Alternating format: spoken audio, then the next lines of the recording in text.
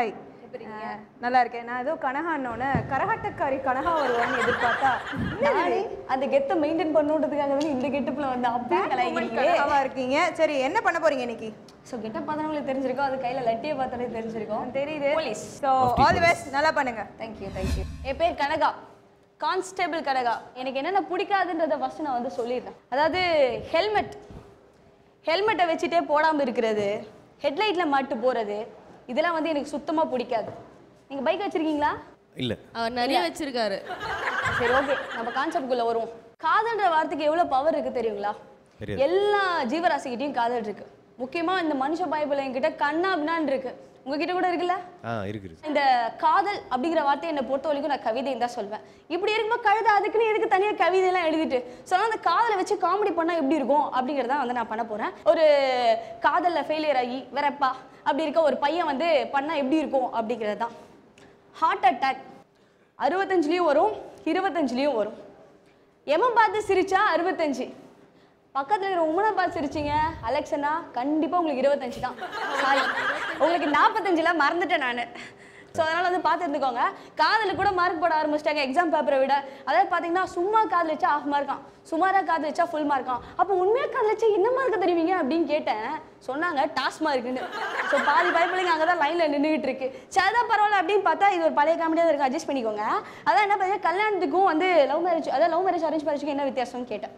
ஒருத்தர் சொன்னான், அதான் லவ் மேரேஜ்லாம் ஒன்றும் இல்லை மச்சி, அப்படியே நீயே நடந்து போயிட்டு இருக்கும்போது தடுக்க அப்படியே தெரியாமல் பாலங்கலத்தில் விழுந்துட்டேன்னு வச்சுக்கேன், அது வந்து லவ் மேரேஜ். அப்படியே 10-15 பேர் சேர்ந்து அப்படி சிரிச்சுக்கிட்டே வந்து தள்ளி விட்டாங்கன்னா அது வந்து அரேஞ்ச் மேரேஜ் அப்படின்னு சொன்னாங்க. சரிவே பரவாயில்ல, பட் இருந்தாலும் ஒரே ஒரு தாங்க சொல்கிறேன், கும்முன்னு இருக்க பொண்ணை பார்க்கறத விட கம்முன்னு இருக்க பொண்ணை பார்த்தீங்கன்னா வாழ்க்கை ஜம்முன்னு இருக்கும். ஸோ காதலுக்காக ஒரு முக்கியமான விஷயத்தை மட்டும் சொல்லி நான் முடிச்சுக்கிறேன். அதை வந்து பார்த்தீங்கன்னா ஒரு பெண் வந்து தன்னோட காதலை வந்து ஒரு குழந்தையாக பார்க்கணும். அதே மாதிரி ஒரு ஆண் வந்து தன்னோட காதலை வந்து ஒரு அடுத்த அம்மாவாக பார்க்கணும். அப்போ தான் வந்து பார்த்தீங்கன்னா அது ஒரு உண்மையான காதலாக இருக்கும். அதனால வந்து காதலுக்கு யாராவது டேமேஜ் பண்ணியிருந்தேன்னா தயவுசெய்து வந்து என்ன அப்படியே மன்னிச்சிடுங்க அப்படின்னு சொல்லிட்டு உங்களை நான் வந்து விட பெற்றுக்கிறேன்.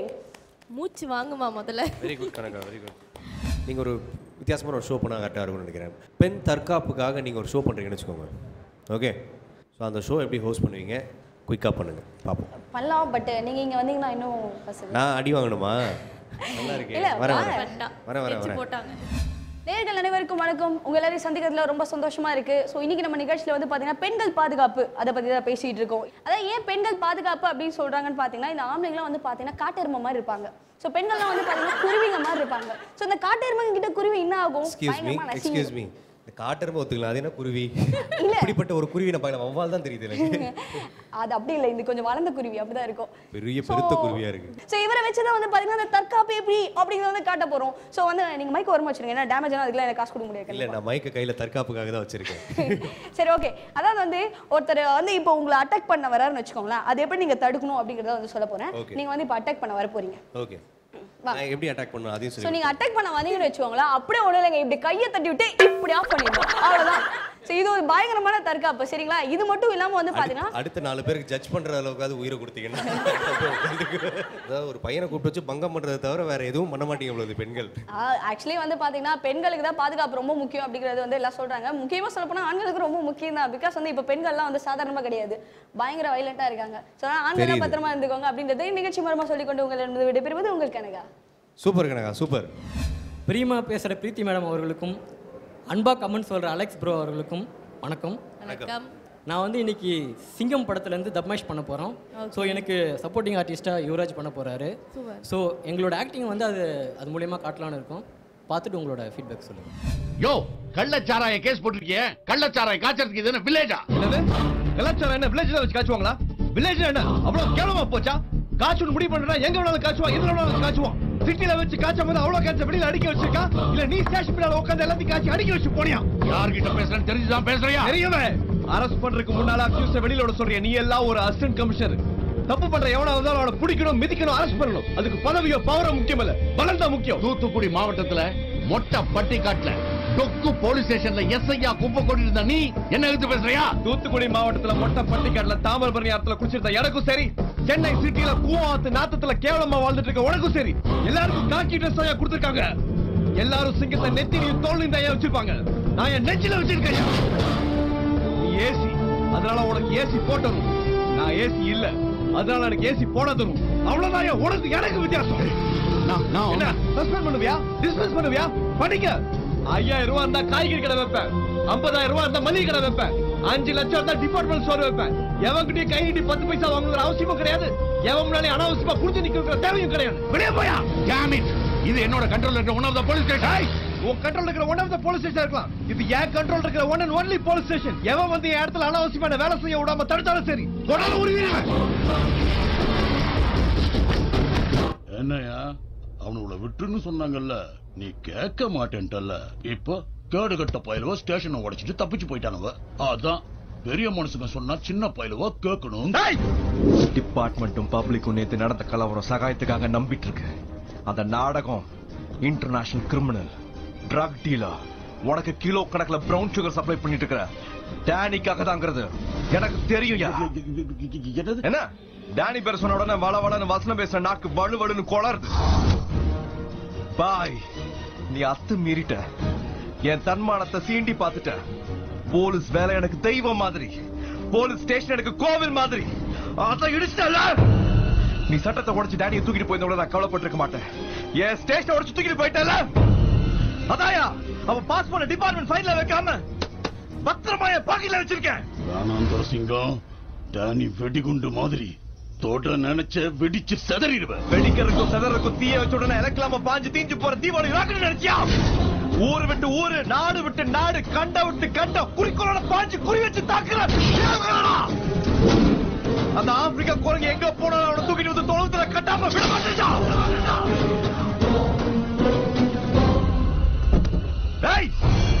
நான் திரும்ப வந்த உடனே தூத்துக்குடி டவுனுக்குள்ள ஏகப்பட்ட பட்டாசு வெடிக்கும் அதுல சிக்கிறவெல்லாம் சின்னாபனம் ஆயிருவீங்க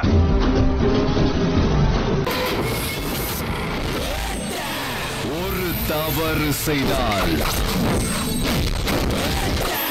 அதை தெரிந்து செய்தால் அவன் தேவன் என்றாலும் விடமாட்டேன் நான் பார்த்ததெல்லாம் திங்கிற ஓனா இல்ல பசிச்சா மட்டும் வேட்டையாடுற சிங்கம் இப்ப கொலை பசியில இருக்கேன்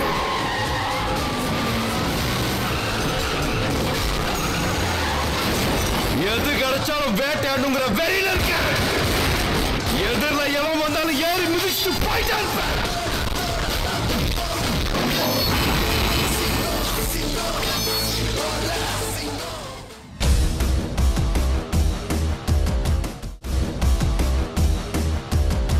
நம்மளோட விஜய் முகேஷ் ரெடியா இருக்காரு பாத்தலாமா பாத்துலாம் வணக்கம் சார். வணக்கம் முகேஷ் வணக்கம் சார் இப்போ வந்து நான் என்ன கான்செப்ட் பண்ண போறேன்னு சொல்லணுமா? ஓப்பனிங் கொடுக்கணுமா? வேணா நீங்க சொல்லாம நேரா பெர்ஃபார்மன்ஸ் போயிட்டே போயிடலாமா? ஓகே. நான் தான் உங்க பேர்கேஸ். நான் இப்போ அமேசான் காட்டிலிருந்து கிளம்பி அதை விட ரொம்ப ஆபத்தான ஒரு இடமான சென்னைக்கு போயிட்டு இருக்கேன். ஒருவேளை நீங்க எப்போது சென்னையில மாட்டிக்கிட்டீங்கன்னா எப்படி உயிர் பழைக்கிறதுன்னு இப்போ நான் உங்களுக்கு சொல்லிக் கொடுக்க போறேன். பொதுவாகவே சென்னை மாதிரியான மெட்ரோ இடங்களில் போறப்போ நீங்க ரொம்பவே கவனமா இருக்கணும். ஏன்னா அங்கதான் கோடம்பாக்கம் அப்படின்னு ஒரு ஏரியா இருக்கு. அந்த ஏரியால தான் இதை அட்ராக்ட் பண்ற சென்னை, இதை அட்டாக் பண்ற சென்னை அப்படின்னு பஞ்சுல பேசக்கூடிய சில கரடிகள் இருக்கு. அதை வச்சுட்டு நீங்க தப்பிச்சுக்கணும்னா உங்க காதை புத்திக்கிற தவிர வேற வழியே கிடையாது. இருந்தாலும் பரவாயில்ல. இன்னொரு முக்கியமான ஒரு விஷயம், இங்க கொசுக்கள் ரொம்பவே அதிகம், டிராபிக் அதை விட அதிகம். அந்த டிராபிக்ல நீங்க தப்பிக்கணும் அப்படின்னா நீங்க போறப்ப நடந்து போங்க. அது மட்டும் இல்லாம போறப்போ காதுல ஒரு ஹெட்செட்டை மாட்டிக்குங்க. அதுதான் உங்களை கல்வி ஊத்துறவங்க கிட்ட இருந்து உங்களை காப்பாற்றும். இன்னும் ரொம்ப ரொம்ப முக்கியமான ஒரு விஷயங்க, நீங்க எங்க போனாலும் ஒரு நிமிஷம் கட்சி எடுத்துக்கிறேன். இந்த மாதிரி ஒரு கட்சி எடுத்து உங்க மூக்குல இது வேணாம், இதோட நல்ல கட்சி எடுத்து உங்க மூக்குல கட்டிக்குங்க. ஏன்னா அதான் வந்து பார்த்தோம்னா இங்க இருக்கிற பொல்யூஷன்ல இருந்தும் முக்கியமா இந்த மாதிரி மூச்சடக்கி பேசல இருந்து உங்களை காப்பாற்றும். லாஸ்ட் பட் நாட் லீஸ்ட், இந்த ஊர்ல நிறைய பொண்ணுங்க சாலால மூஞ்சியை பத்தின்னு போயிட்டு இருப்பாங்க. அவங்கள தப்பித்த வரைக்கும் நீங்க ஃபாலோ பண்ணணும்னு நினைக்காதீங்க. ஏன்னா ரீசெண்டா ஒரு சர்வே என்ன சொல்லுது அப்படின்னா, இது வரைக்கும் ஃபாலோ பண்ணி போன முக்காவாசி பேர்ல நிறைய பேருக்கு கண்ணை வஞ்சி போயிருக்கு, இன்னும் ஒரு சில பேருக்கு உயிரே போயிருக்கு. அதனால தயவு செஞ்சு அதை ஃபாலோ பண்ணாதீங்க. ஒரு நிமிஷம் நாம சென்னை கிட்ட வந்துட்டோம்னு நினைக்கிறேன். அதோ அங்க பாருங்க சென்னை கிட்ட. நாம சென்னை கிட்ட வந்துட்டோம். நம்மளோட ஃப்ளைட் இன்னும் 1/2 மணி நேரத்தில் மீனம்பாக்கம் ஏர்போர்ட்ல வந்து இறங்க போகுது. முக்கியமான ஒரு விஷயம், அது ரொம்ப ரொம்ப அபாயகரமான ஒரு பகுதி. இது வரைக்கும் ஃப்ளைட்ல இறங்கி உள்ள போனவங்க எல்லாருமே வந்து பார்த்தோம்னா மேல இருந்து கண்ணாடி கீழே விழுந்து இறந்து போயிருக்காங்க. அதனால இப்போ நான் அப்படி பண்ண போறது கிடையாது. அதனால இப்போ நான் இங்க இருந்து குதிக்க போறேன். ரெடியா இருங்க.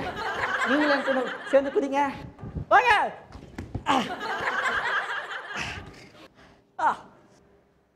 என்னடா அது அமேசான் காடு மாதிரி மலைகளும் குன்று மாதிரி இது? சென்னை தானா? ஆமாம் சென்னை தான். ஓகே, அங்கே தான் இருக்கு, பெருசாக இருக்கு. எருவு மாட்டு சாணி இப்போதான் கொஞ்சம் நேரத்துக்கு முன்னாடி போட்டுருக்குன்னு நினைக்கிறேன். சூடாக இருக்கு அப்படின்னா இங்கே சுற்றி எங்கேயோ மக்கள் இருக்காங்கன்னு அர்த்தம். ஏன்னா பொதுவாகவே எங்கெல்லாம் கால்நடைகள் இருக்கோ அங்கெல்லாம் நாகரிகம் தலை தூக்குதுன்னு அர்த்தம். ஓகே வாங்க, இப்போ நம்ம எந்த ஏரியாவில் இருக்கோம் நம்ம பார்க்கணும். இருங்க ஒரு நிமிஷம். அங்கே பாருங்க, ஜோதி தெரியுது, பரங்கிமலை ஜோதி தெரியுது. இது ரொம்ப பழமையான ஒரு பிரபலமான திரையரங்கம். அப்படின்னா இப்போ நான் பரங்கிமலை மேலே தான் இருக்கேன். ஆமாம், ரொம்ப சந்தோஷம். ஆனால் இதில் முக்கியமான விஷயம் என்னென்னா, இப்போது நான் இந்த சென்னையை சுற்றி பார்க்க போனோம். ஆனால் அதுக்கு முன்னாடி நான் முதல்ல டிநகர் ரங்கநாதன் தெருக்கு போய் ஆகணும். ஏன்னா நான் இப்போ அரட அவசர் போட்டிருக்கிறதுனால சென்னை ரொம்ப சூடான ஒரு இடம். அங்கே நான் இப்படியே போனேன்னா என்னோட கணுக்கால் வீங்கிடும். அதனால இப்போ நான் உடனே ரங்கநாதன் தெருக்கு போய் நான் ஒரு ஃபேண்ட் வாங்கி ஆகணும். வாங்க போகலாம். இல்லை இல்லை இல்லை இல்லை இல்லை அதுக்கு முன்னாடி ரொம்ப முக்கியமான விஷயம், எனக்கு ரொம்ப பசிக்குது. நான் எல்லா இடத்துலையும் சொல்கிறதான், பட் எனக்கு ரொம்ப பசிக்குது. இந்த மலையிலேருந்து நான் கீழே இறங்கி போனோம்னா அங்கே நிறைய உணவகங்கள் இருக்கும், நம்ம சாப்பிட நிறைய கிடைக்கும். ஆனால் உங்களுக்கே தெரியும், சாப்பாடெல்லாம் என் வயிற்றுக்கு ஒத்துக்காது. அதனால நான் இப்போவே இங்கேயே ஏதாவது கிடைக்குமா நான் பார்க்க போகிறேன். வாங்க கேமரா, ஜாக்கிரதையாக வாங்க. அங்கே உங்கள் கண்ணுக்கு தெரியுதா, அங்கே ஒரு சொறி நாய் செத்து கிடக்கு. நமக்கு இது சாப்பிட ரொம்ப நல்ல உணவாக இருக்கும். இதை கேமராவில் கட் பண்ணிருங்க. ஓகே, இந்த சொறி நாய் ரொம்ப நேரமாக இங்கே இருக்கு. இன்னும் எந்த பிரியாணி கடைக்காரனும் பார்க்கலன்னு நினைக்கிறேன். ஏன்னா இது இன்னும் இங்கேயே இருக்கிறதுனால தெரிஞ்சுதான் எடுத்துகிட்டு போய் பிரியாணி போட்டிருப்பாங்க. அதான் நீங்கள் என்ன பண்ணணும் அப்படின்னா, முதல்ல இந்த சொறி நாய் எடுத்துகிட்டு வந்துட்டு இந்த மாதிரி ஒரு சின்ன கத்தி எடுத்துக்கணும். அதுக்கப்புறம் அந்த சொறி நாயை இப்படி பிடிச்சி சின்னதாக கட் பண்ணணும். கட் பண்ணால் குட்டி பீஸாக வரும். அதில் இந்த மாதிரி கொஞ்சம் புழுக்களும் இருக்கும். கேவலமாக இருக்குது. இருந்தாலும் நான் உங்களுக்கு ஒரு விஷயம் சொல்லி ஆகணும். இந்த புழுவில் புரோட்டீன், கார்போஹைட்ரேட் இந்த மாதிரி விஷயங்கள் எல்லாம் நிறையா இருக்குது. அதனால இப்போ நான் இதை சாப்பிட போகிறேன். நல்லா இருக்கு, ரொம்பவே நல்லா இருக்கு அப்படின்னு சொல்ல ஆசை தானா? நல்லா இல்லை. நந்தினி வந்திருக்காங்க, அவங்க பெர்ஃபார்ம் பண்ண ரெடியாக இருக்காங்க, பார்த்துலாமா?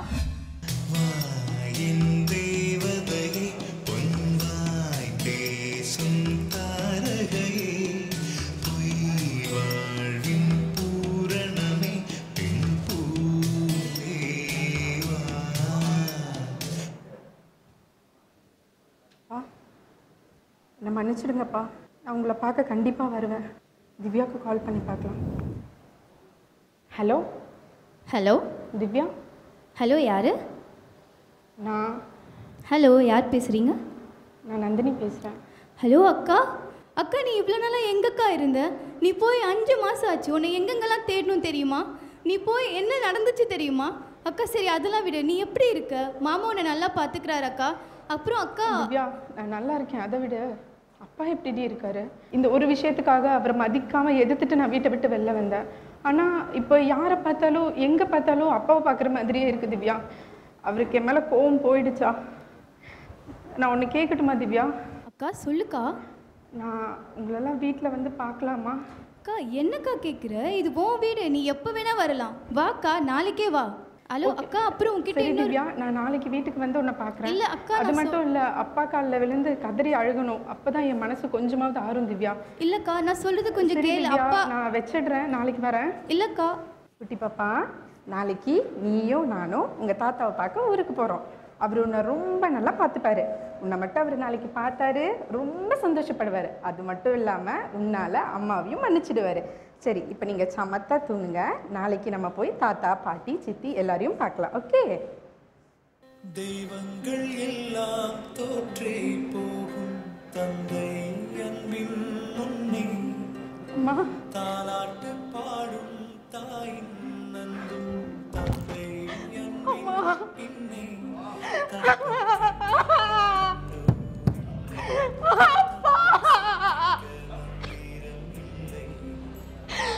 என்ன மன்னிச்சிடுவா?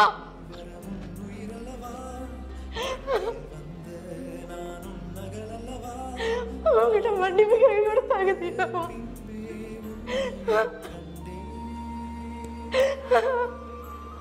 அழாதம்மா அழாத. அம்மா எனக்கு அப்பாவை பார்க்கணும்மா. இவ்வளோ பெரிய தண்டனை தருவாருன்னு எனக்கு தெரியலம்மா. இருக்காரு உங்க அப்பாவை நீ தான் நல்லபடியா உங்களை நல்லா பார்த்துக்கிறேன்ப்பா. இனி உங்களை என்கிட்ட இருந்து யாராலையும் பிரிக்க முடியாதுப்பா. என்னை மன்னிச்சிருங்க. நந்தினி நடிக்க தான் சொன்னோம், அப்படியே ரியலிஸ்டிக்கா பெர்ஃபார்ம் பண்ணிட்டீங்க. ஓகே, ஜட்ஜஸ் என்ன சொல்றாங்கன்னு பார்க்கலாம். பிரீத்தி என்ன கண்ணு கலங்கியிருக்கோம். இன்னும் கொஞ்ச நேரம் விட்டுருந்தாங்கன்னா. நந்தினி என்ன உங்களுக்குள்ள இப்படி ஒரு ஆக்ட்ரஸை ஒளிச்சு வச்சிருக்கீங்க, பயங்கரமா ஆக்ட் பண்றீங்க. உண்மையிலேயே அழுதீங்களா? கிளிசரின் போட்டிருக்கீங்களா? உண்மையிலேயே அழுதீங்களா? வாவியா செம்ம. போயிட்டாங்க. ஏதாவது கத்துக்கோ, நீ போய் தேம்பி தேம்பி அழு. ஐயோ எனக்கு நடிக்க வராதியா? எனக்கும் வராதியா?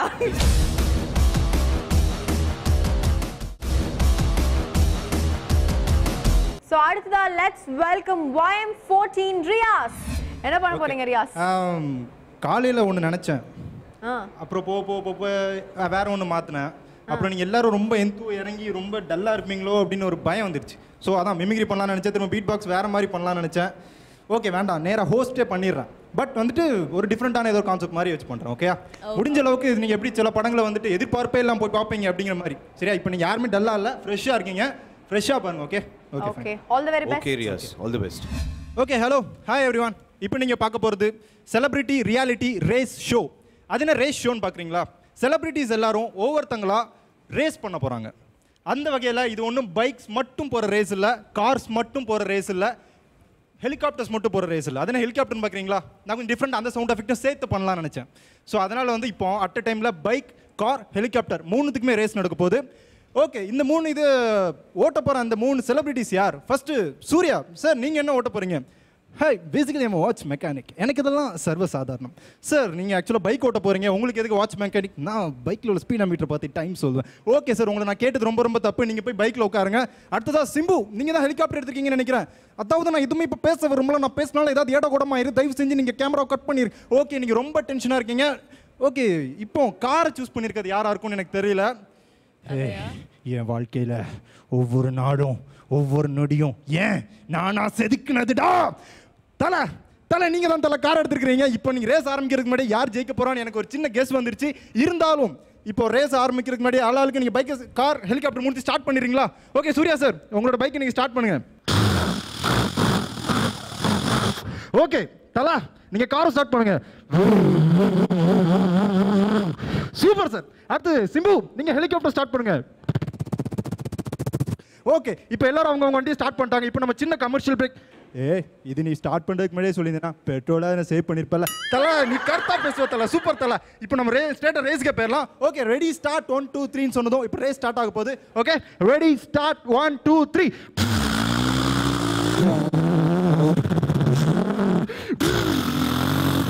சூர்யா, நீங்க தான் முன்னாடி போயிட்டு இருக்கீங்க. சிம்பு, நீங்க என்ன அங்கே நிக்கிறீங்க? எங்க அப்பா வந்து ஸ்டார்ட் ஆக்ஷன் சொன்னாதாங்க நான் ஹெலிகாப்டரே மூவ் பண்ணுவேன். சார், உங்கள்ட்ட நான் கேட்டது ரொம்ப ரொம்ப பெரிய தப்பு. இது ரேஸ், இது வந்துட்டு ஷூட்டிங் இல்ல.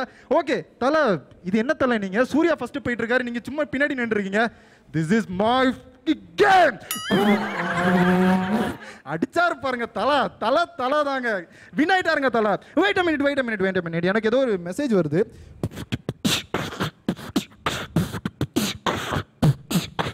ஜஸ்ட் என்னோட மெசேஜ் டோன் தான் அது. ஆக்சுவலாக அதையும் பண்ணி காமிச்சிடலாமான்னு சொல்லிட்டு பண்ணேன். ஓகே, ஹே, இது ஒரு ஹெவனில் இருந்துட்டு யாரோ அனுப்பியிருக்காங்க. யாருன்னு நான் சொல்கிறதுக்கு முன்னாடி மேபி நான் அந்த வாய்ஸ் ட்ரை பண்ணுறேன். நீங்கள் கண்டுபிடிச்சிட்டிங்கன்னா எனக்கு ரொம்ப சந்தோஷமாக இருக்கும். கண்டுபிடிக்கலன்னா நானே சொல்லிடுறேன். ஓகே, நமது நாடு இந்தியா, நாம் இந்தியர்கள், நாம் அனைவரும் ஒற்றுமையாக இருக்க வேண்டும். அதாவது நான் என்ன கூறுகிறேன் என்றால், இந்தியாவின் முதுகெலும்பு விவசாயம், அதனை இளைஞர்கள் அனைவரும் ஒன்று கூடி செயல்படுத்த வேண்டும். அதனால நான் என்ன கூறுகிறேன் என்றால், இளைஞர்கள் மட்டுமே நமது நாடை முன்னேற்ற முடியும். யாருங்க தெரியல. எனக்கு கொஞ்சம் டயர்ட்னஸ் வந்துருச்சுன்னு நினைக்கிறேன், என்னன்னு தெரியல. பட் நான் நல்லா பண்ணிதான். ஓகே ஃபைன், எதுவும் சொல்ல வரல, அவ்வளோதான் சார். அது யாரோட வாய்ஸ்? நான் தான் முன்னாள் president doctor APJ Abdul Kalam. ஆக்சுவலாக நான் ட்ரை பண்ணியிருந்துருக்கணும்ல. Okay fine. Preethi, Alex first சொல்லுங்க. ரியாஸ், மிமிக்ரி முன்னாடி இதே ப்ராக்டிஸ் பண்ணுறீங்களா இந்த பைக் வாய்ஸஸ்லாம்? சின்ன வயசுல மிமிக்ரி பண்ண ஆரம்பித்தேன். ஓகே. அதுக்கப்புறம் வந்துட்டு ஹிப்ஹாப் தமிழாவோட தீவிர ஃபேன் தான். ஓ வெரி குட். ப்ளஸ் நான் டான்ஸர் ஆக்சுவலாக. சூப்பர். நான் வந்துட்டு இந்த ஹிப்ஹாப் தமிழா மாதிரி ரேப் பண்ணணும்னு ஆசைப்பட்டு லிரிக் எழுத ஆரம்பித்தேன். ஸோ அந்த லிரிக் தெரியுமா உங்களுக்கு? ரேப் நான் எழுதிய சாங்ஸ் பண்ணியிருக்கேன். ஓகே, ஏதாவது குயிக்காக பண்ண முடியுமா எங்களுக்காக? குயிக்காக ஓகே. ஒரு சின்ன ஒரு பொண்ணை பார்க்கறதுக்கு முன்னாடிலேருந்தே லவ் பண்ணுறான். ஓகே. அந்த பையன் பார்ப்போம் சாகிற வரைக்கும். ஸோ அப்படிங்கிற மாதிரி. ஓகே. அப்பள் ஒரு குழந்தை பெண் குழந்தை அப்பள் ஒரு நாளின் தேவதை ஒரு நொடி சிரித்தால் மறு நொடியில் எழுதால் இரண்டையும் ரசித்திட நான் அங்கு இல்லை என்ன செய்ய நான் மன்ற ஒரு பச்சை குழந்தை மெல்ல மெல்ல வளர்ந்தால் பெண்மை கேட்டிருந்தால் நான் இங்கு இருப்பதை என்றவள் அறிவாள் அவளை கண்ணமல் நானும் கனவு காண்கிறேன் கண்ணவு நினைவாக காத்திருக்கிறேன் அவள் யார் என்று தெரியாமல் தப்பிக்கிறேன். ஹே தேடி அலைந்தேன் பெண் காட்டும் பசிமிக்கும் பருந்தாய் ஒரு நாள் கண்டேன் ஆனால் கண்களுக்கு விருந்தாய். பீட் பாக்ஸ் பண்ணுவீங்களா? பீட் பாக்ஸ் பண்ணுவேன். அப்படியே லைட்டாக எங்களுக்காக. லைட்டா ஓகே.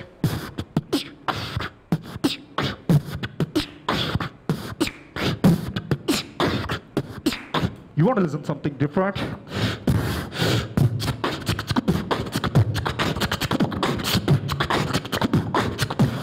என்னதான் அந்த நம்ம ஊர் குத்து மாதிரி வருமா?